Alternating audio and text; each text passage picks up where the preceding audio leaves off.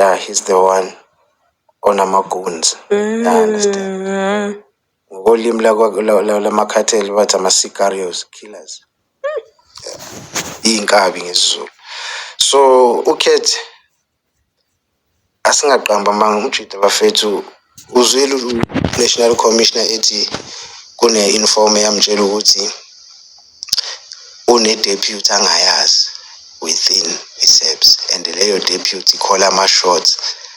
It's just that yena akazi and leyo deputy kwakuwuKate Madlala. Awufiki kuleya level sister ye-power by mistake. I understand. Uma uzoba kuleya level ye-power ukuthi ukwazi ukucontrol, ukwazi izinto ezingaziwa, i-information e-classified ekumele yaziwa ama-general.